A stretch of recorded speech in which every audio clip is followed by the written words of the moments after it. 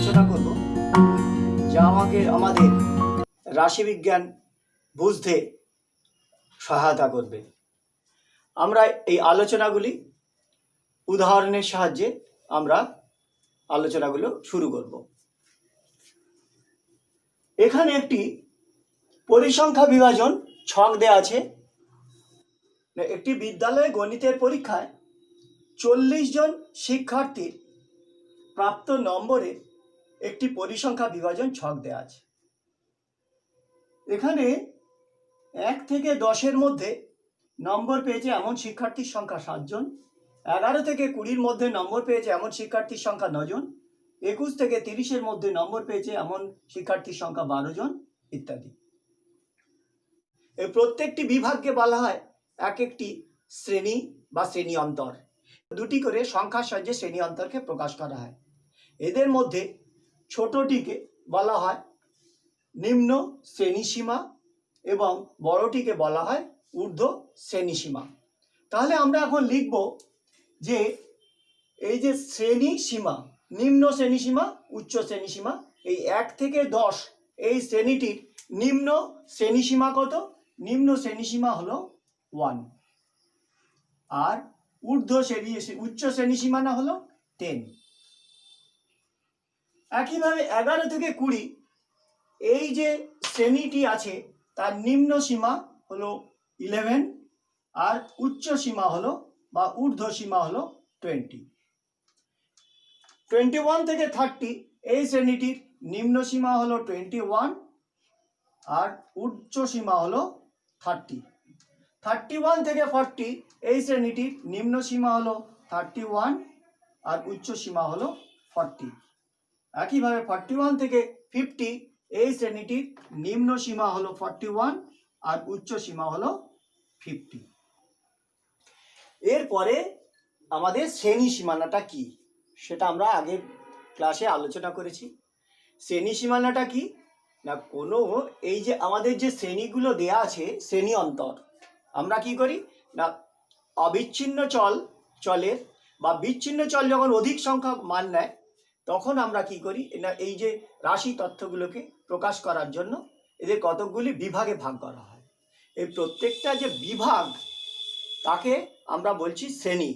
এই শ্রেণী প্রকাশ করার জন্য যে সংখ্যা দুটির সাহায্যে প্রকাশ করা হয় অর্থাৎ নিম্ন সীমা আর উচ্চ সীমা, এগুলি কিন্তু এই শ্রেণীর প্রকৃত বেশিরভাগ ক্ষেত্রে দেখা যাচ্ছে এরা প্রকৃত সীমা নয়। কি করতে হয় না এদের প্রকৃত সীমা অর্থাৎ শ্রেণী সীমানাগুলি নির্ণয় করতে হয়।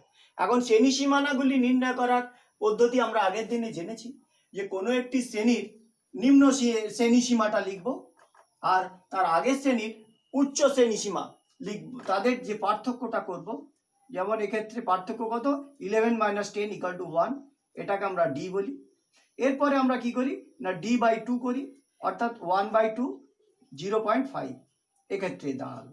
এই করি কি না আমরা এই যে শ্রেণীটি যে নিম্ন সীমা থেকে 0.5 বাদ দিই আর উচ্চ সীমার সঙ্গে 0.5 যোগ করে দিই। তাহলে নিম্ন সীমার সঙ্গে সে থেকে যদি 0.5 বাদ দিয়ে দিই তাহলে নিম্ন শ্রেণী সীমানাটা আমার দাঁড়াবে 0.5, এই হবে আমার নিম্ন শ্রেণী সীমানা। আর যে উচ্চ শ্রেণী সীমানা হবে 10.5। উচ্চ শ্রেণী সীমার সঙ্গে আমরা 0.5 যোগ করে দেব। এরপর এই যে 11 থেকে 20 এই শ্রেণীটির নিম্ন শ্রেণী সীমানা হবে কত? 11 থেকে আমরা 0.5 বাদ দেব, 10.5 হবে। আর 20 থেকে সঙ্গে 0.5 যোগ করলে আমরা পাবো রেজাল্টটা 20.5। অনুরূপে আমরা 21 থেকে 0.5 বাদ দেব, বাদ দিলে নিম্ন শ্রেণী সীমানা আমরা পেয়ে যাব 20.5। আর এই 30-র সঙ্গে আমরা 0.5 যদি যোগ করে দিই তাহলে 30.5 হবে। এইভাবে আমরা অন্যান্য যে শ্রেণী সীমানা, উচ্চ শ্রেণী সীমানা আর নিম্ন শ্রেণী সীমানাগুলো কিন্তু আমরা এইভাবে নির্ণয় করতে পারি। সেটা তোমাদের এখানে দেখানো হলো। আশা করি তোমরা এই শ্রেণী সীমানা সম্পর্কে বুঝতে পেরেছো। এটা আমরা আগের ক্লাসে আলোচনা করি।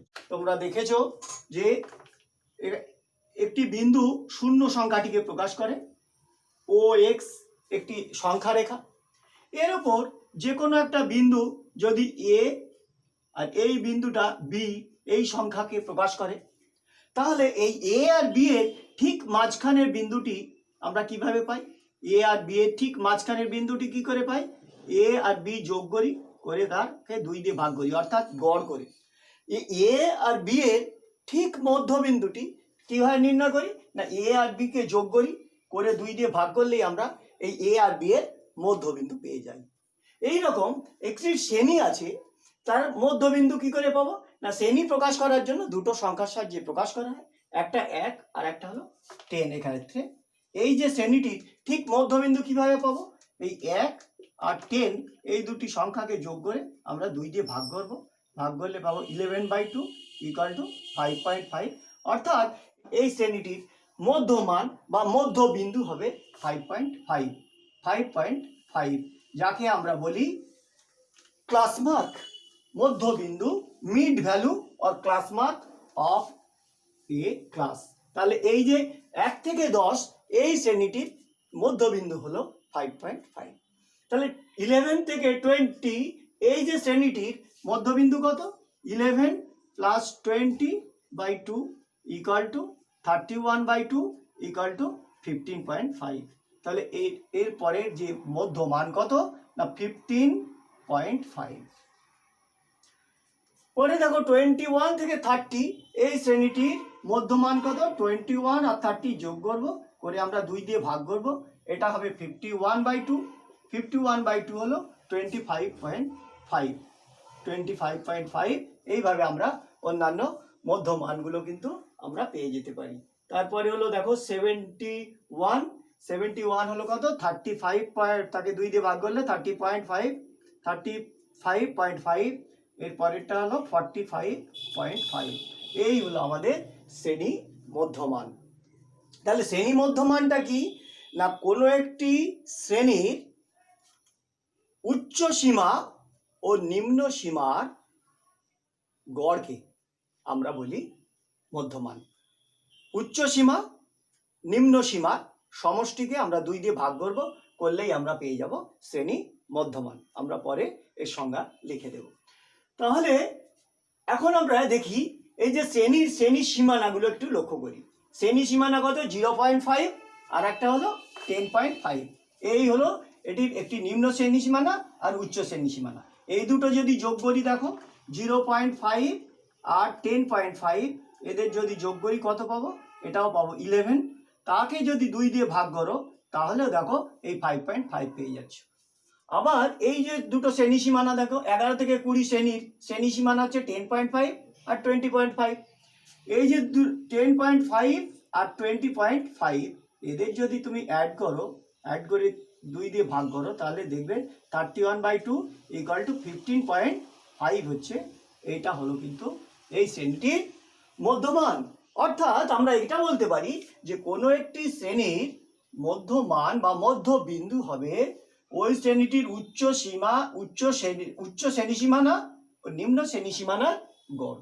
উচ্চ শ্রেণী সীমানা প্লাস নিম্ন শ্রেণী সীমানা বাই 2, অথবা উচ্চ শ্রেণী সীমা প্লাস নিম্ন শ্রেণী সীমা বাই 2। তাহলে এই হলো আমাদের শ্রেণী মধ্যমান। তাহলে যে কোনো একটি শ্রেণীবিন্যাসিত রাশি তথ্যে চলের যে মানটি কোনো একটি শ্রেণীর ঠিক মধ্যবিন্দুতে থাকে তাকে আমরা বলি শ্রেণী মধ্যমান। এখন এই যে শ্রেণী মধ্যমানগুলো আমাদের কিন্তু ভীষণ দরকার হয় মাঝে মাঝে। এই শ্রেণী মধ্যমানগুলি কোনো একটি শ্রেণীর প্রতিনিধিত্বমূলক মান, এরা একটি শ্রেণীর প্রতিনিধিত্ব করে। কিরকম? না, আমরা যখন পরিসংখ্যানীয় অনুসন্ধানের ক্ষেত্রে কিছু স্ট্যাটিস্টিক্যাল মেজার্স বা পরিসংখ্যানীয় আমরা যে পরিমাপকগুলো নির্ণয় করি, যেমন সেক্ষেত্রে আমরা হয়তো গড় নির্ণয় করব, যে স্ট্যান্ডার্ড ডেভিয়েশন সমাক চ্যুতি নির্ণয় করব, বা আমরা যখন মিন ডেভিয়েশন এই সমস্ত স্ট্যাটিস্টিক্যাল মেজার্সগুলো নির্ণয় করি, সেক্ষেত্রে এই যেগুলো আমাদের এই মধ্যমানগুলো কিন্তু প্রতিনিধিত্বমূলক মান হিসেবে কাজ করে। কেন প্রতিনিধিত্বমূলক? যদি আমরা এরকম দেখি যে তোমাদের বিদ্যালয়ে একটা স্মার্ট ক্লাসরুম শুরু হয়েছে, তারপরে যে তাহলে ছাত্রদের কি উন্নতি হয়েছে কিনা সেইটা আমরা নির্ণয় করার জন্য হয়তো ছাত্রদের নম্বরের একটি গড় গড় নির্ণয় করতে চাই এবং আগের গড়ের সঙ্গে মিলিয়ে দেখতে চাই যে ছাত্রদের উন্নতি হয়েছে কিনা। এখন এই যে 40 জন ছাত্রের একটা শ্রেণী পরিসংখ্যা বিভাজন আছে, 7 জন ছাত্র 1 থেকে 10-এর মধ্যে নম্বর পেয়েছে। তাহলে এই যে 7 জন কি নম্বর পেয়েছে আমরা জানি না, আমরা এখন ভেবে নিই, এরকম ভাবে ধরি যে এই 7 জন ছাত্র 1 থেকে 10-এর মধ্যে এই যে মধ্যমানটা 5.5 পেয়েছে। তাহলে সেই 7 জন ছাত্র 5.5 পেয়েছে, তাহলে 7 জন ছাত্র মোট মান কত পেল না 5.5 ইন্টু 7 এটা পেল। আর 9 জন ছাত্র আমরা ধরি 11 থেকে 20-এর মধ্যে, ওরা পেয়েছে 15.5। তাহলে 9 জন ছাত্র কত নম্বর পেয়েছে। এইভাবে আমরা সমস্ত নাম্বারগুলো টোটালটা বের করি, আর টোটাল বের করে কতজন ছাত্র ছিল 40 জন ছাত্র, আমরা 40 দিয়ে যোগ করি। তাহলে শেষেরটা কি, শেষেরটা হলো 45.5 ইন্টু 7। এই হিসাবটা করে 40 দিয়ে ভাগ করলে আমরা কি পাই না এই যে শ্রেণী পরিসংখ্যা বিভাজনে গড় পেয়ে যাই। এক্ষেত্রে দেখো এই যে শ্রেণীর মধ্যমান, এরা এই শ্রেণীর প্রতিনিধিত্বমূলক মান হিসেবে, প্রতিনিধি হিসেবে কাজ করছে। আমরা এইভাবে একটা যে মোটামুটি একটা গড় পাই, যে অ্যাকচুয়াল গড়ে এটা প্রায় কাছাকাছি একটা সংখ্যা চলে আসে। তাহলে আমরা এটা বুঝতে পারছি এই যে শ্রেণী মধ্যমানগুলো আমাদের কিছু স্ট্যাটিস্টিক্যাল মেজার্স এর জন্য এগুলো কিন্তু দরকার হবে। এরপরে আমাদের আলোচ্য বিষয় হলো শ্রেণী দৈর্ঘ্য কি না। শ্রেণী দৈর্ঘ্য হচ্ছে এই কোনো একটি শ্রেণীর যে প্রকৃত শ্রেণী সীমা, অর্থাৎ যাদের আমরা শ্রেণী সীমানা বলি, সেই শ্রেণী সীমানাগুলির অন্তর্ফল, শ্রেণী সীমানাগুলির বিয়োগফল। উচ্চ শ্রেণী সীমানা ও নিম্ন শ্রেণী সীমানার বিয়োগফলকে ওই শ্রেণীটির শ্রেণী দৈর্ঘ্য বলে। কোনো একটি শ্রেণীর 1 থেকে 10 শ্রেণীর যে শ্রেণী সীমানাগুলি, শ্রেণী সীমানা হচ্ছে উচ্চ শ্রেণী সীমানা 10.5 আর 0.5, এদের যে বিয়োগফল 10.5 আর 0.5, তাদের যে বিয়োগফলকে আমরা বলি শ্রেণী দৈর্ঘ্য। এই শ্রেণীটি শ্রেণী দৈর্ঘ্য। তাহলে এই 1 থেকে 10 শ্রেণীটি শ্রেণী দৈর্ঘ্য হলো 10। আমরা অনেকে হয়তো চিন্তা করি যে 10 থেকে 1 বাদ দিলে আমরা শ্রেণী দৈর্ঘ্য পাবো, এটা কিন্তু হচ্ছে না। দেখো শ্রেণী সীমানাগুলি বিয়োগ করে কিন্তু সবসময় আমরা শ্রেণী সীমাগুলি বিয়োগ করে সবসময় কিন্তু আমরা শ্রেণী দৈর্ঘ্য পাই না, কিন্তু শ্রেণী সীমানাগুলির অন্তর্ফল বিয়োগফলটি হলো এই হলো শ্রেণী দৈর্ঘ্য। পরবর্তী শ্রেণী 11 থেকে 20 শ্রেণীটির শ্রেণী দৈর্ঘ্য কত, 20.5 মাইনাস 10.5 ইকুয়াল টু 10। পরের শ্রেণী 21 থেকে 30 শ্রেণীটির শ্রেণী দৈর্ঘ্য কত, উচ্চ শ্রেণী সীমানা আর নিম্ন শ্রেণী সীমানার অন্তর্ফল দেখো সেটা হলো 10। পরবর্তী ক্ষেত্রে এটাও 10, পরেও উচ্চ শ্রেণী সীমানা আর নিম্ন শ্রেণী সীমানার বিয়োগফল হলো 10। তাহলে আমরা শ্রেণী দৈর্ঘ্য সম্পর্কে জানলাম। শ্রেণী দৈর্ঘ্য কি না, কোনো একটি শ্রেণী পরিসংখ্যা বিভাজনে যে কোনো শ্রেণীর উচ্চ শ্রেণী সীমানা ও নিম্ন শ্রেণী সীমানার বিয়োগফলকে বলা হয় ওই শ্রেণীটির শ্রেণী দৈর্ঘ্য। এটা আমরা জানলাম। এখন যে এই যে শ্রেণী দৈর্ঘ্যগুলি দেখো এক্ষেত্রে কতগুলো হলো, শ্রেণী দৈর্ঘ্যগুলি সব কিন্তু সমান। শ্রেণী দৈর্ঘ্যগুলো সমান যদি হয়েছে, সঙ্গে সঙ্গে এটাও খেয়াল করো এই যে শ্রেণীটি আছে, শ্রেণীগুলি খেয়াল করো যে প্রথম যে শ্রেণীটা আছে তার নিম্ন শ্রেণী সীমা হলো 1 আর পরবর্তী শ্রেণীর নিম্ন শ্রেণী সীমা হলো 11, তাদের ডিফারেন্সটা 10। আবার দেখো এই যে তৃতীয় শ্রেণীর নিম্ন সীমা 21 আর দ্বিতীয় শ্রেণীর নিম্ন সীমা 11, তাদের ডিফারেন্সও 10। তাহলে এই দেখো পরপর দুটি শ্রেণীর নিম্ন শ্রেণী সীমাগুলির অন্তর্ফল হলো এই শ্রেণী দৈর্ঘ্যের সমান। আবার উচ্চ শ্রেণী পরপর দুটি শ্রেণীর উচ্চ সীমাগুলির অন্তর্ফলও কিন্তু সেই 10। আবার তোমরা একটু খেয়াল করো এই যে নিম্ন সীমানা, তাদের যে পরপর দুটি নিম্ন সীমানা ক্রমিক নিম্ন সীমানার অন্তর্ফলও 10, এই যে শ্রেণী দৈর্ঘ্যের সঙ্গে সমান। আবার দেখো পরপর যে কোনো দুটি যে শ্রেণী সীমানা নিম্ন শ্রেণী সীমানার অন্তর্ফলও 10, আবার পরপর দুটি উচ্চ শ্রেণী সীমানার অন্তর্ফলও 10। আবার এটাও খেয়াল করে দেখো যে এই পরপর দুটি ক্রমিক শ্রেণীর মধ্যমান দুটির অন্তর্ফলও 10, পরপর দুটি ক্রমিক শ্রেণীর মধ্যমান দুটির অন্তর্ফল 10, অর্থাৎ এই শ্রেণী সীমানার সঙ্গে সমান। অর্থাৎ আমরা এটা বলতে পারি যে কোনো একটি শ্রেণী যদি শ্রেণী দৈর্ঘ্য সমান হয় তাহলে তাদের মধ্যমানগুলির পার্থক্য কিন্তু সমান হবে। অর্থাৎ আমরা এটাও বলতে পারি কোনো একটি শ্রেণীর মধ্যমানগুলির যে শ্রেণী পরিসংখ্যা বিভাজনের ক্ষেত্রে শ্রেণী মধ্যমানগুলির অন্তর্ফল যদি সবসময় সর্বদা সমান হয়, পরপর ক্রমিক মধ্যমানগুলির অন্তর্ফল যদি সমান হয়, তাহলে আমরা বলতে পারি যে ওই শ্রেণীটি সম দৈর্ঘ্যের পরিসংখ্যা বিভাজন করা হয়েছে, শ্রেণী পরিসংখ্যা বিভাজন করা হয়েছে সেখানে সম দৈর্ঘ্য নিয়ে, এবং সেই শ্রেণী দৈর্ঘ্য সম শ্রেণী দৈর্ঘ্য। আর সেই শ্রেণী দৈর্ঘ্যটা কত? সেই শ্রেণী দৈর্ঘ্য আমরা কিন্তু ওই দুটি ক্রমিক মধ্যমানের অন্তর্ফলকেই বুঝি। এখন আমরা আরো একটি পরিসংখ্যা বিভাজন ছক লক্ষ্য করব। সেখানে আমরা দেখি যে এই যে শ্রেণী দৈর্ঘ্যগুলি কিন্তু সবসময় সমান নাও হতে পারে। যেমন এখানে একটি পরিসংখ্যা বিভাজন ছক দেওয়া আছে, 85 জন একটি শ্রেণীর 85 জন শিক্ষার্থীর গণিতের পরীক্ষায় প্রাপ্ত নম্বরের একটি পরিসংখ্যা বিভাজন ছক দেওয়া আছে।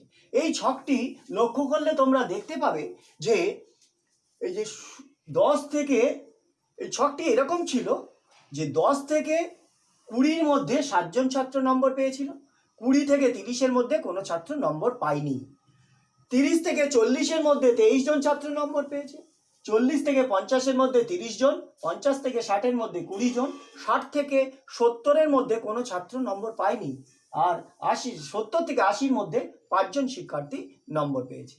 তাহলে একটু খেয়াল করে দেখো যে 20 থেকে 30-এর মধ্যে কোনো শিক্ষার্থী নম্বর পায়নি। আমরা 10 একক শ্রেণী দৈর্ঘ্য নিয়ে আমরা যদি একটি পরিসংখ্যা বিভাজন ছক তৈরি করতাম, অর্থাৎ প্রত্যেকটি শ্রেণী দৈর্ঘ্য যদি 10 একক থাকতো, তাহলে আমরা যে শ্রেণী পরিসংখ্যা বিভাজনটি পেতাম সেক্ষেত্রে কয়েকটি শ্রেণী পেতাম যাদের পরিসংখ্যা শূন্য হতো।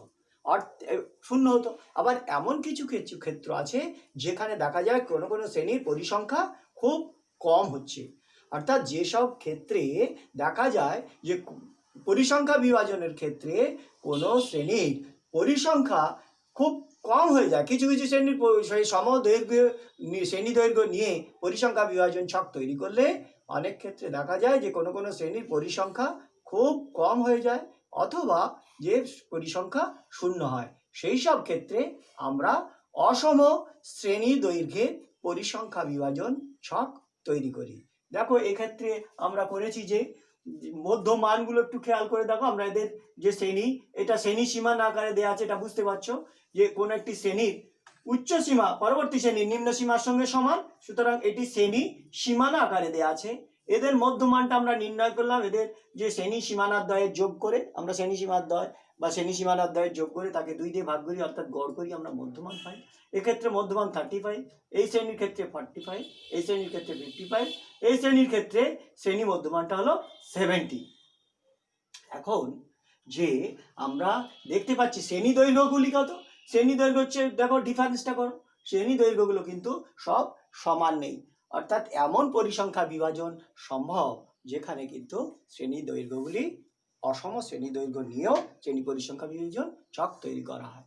কিন্তু আমাদের ওই যে কিছু বললাম স্ট্যাটিস্টিক্যাল মেজার্স বা পরিসংখ্যানীয় যে পরিমাপক আছে তাদের মানগুলি সহজে নির্ণয় করার জন্য আমরা সাধারণত যে শ্রেণী দৈর্ঘ্যের পরিসংখ্যা বিভাজন ছক তৈরি করি, অর্থাৎ পরিসংখ্যা বিভাজন ছক তৈরি করার সময় শ্রেণী দৈর্ঘ্যগুলো সমান রাখা হয়। এরপর আমরা আলোচনা করব পরিসংখ্যা ঘনত্ব কি।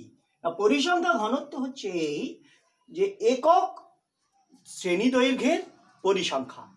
কিরকম ব্যাপারটা না, এই যে শ্রেণী দৈর্ঘ্য, এই যে শ্রেণী দৈর্ঘ্য কত, 1 থেকে 10 শ্রেণী দৈর্ঘ্য হলো 10, তাহলে এই যে 10 শ্রেণী দৈর্ঘ্য হচ্ছে প্রথম শ্রেণী, এই শ্রেণীর পরিসংখ্যা কত, এই শ্রেণীর পরিসংখ্যা হলো 7। যদি 1 একক দৈর্ঘ্য হতো পরিসংখ্যা হতো কত, 7/10, তাহলে এই যে শ্রেণীটির পরিসংখ্যা ঘনত্ব হলো 7/10 বা 0.7। তাহলে পরিসংখ্যা ঘনত্ব কি না, কোনো একটি শ্রেণীর পরিসংখ্যা ঘনত্ব বলতে ওই শ্রেণীর পরিসংখ্যা এবং শ্রেণী দৈর্ঘ্যের ভাগফলকে বোঝায়।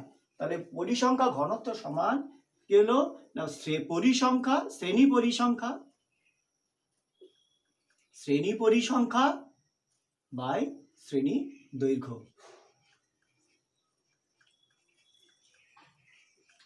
কোনো একটি শ্রেণীর, তাহলে শ্রেণী পরিসংখ্যা বাই শ্রেণী দৈর্ঘ্য, এই হবে পরিসংখ্যা ঘনত্ব।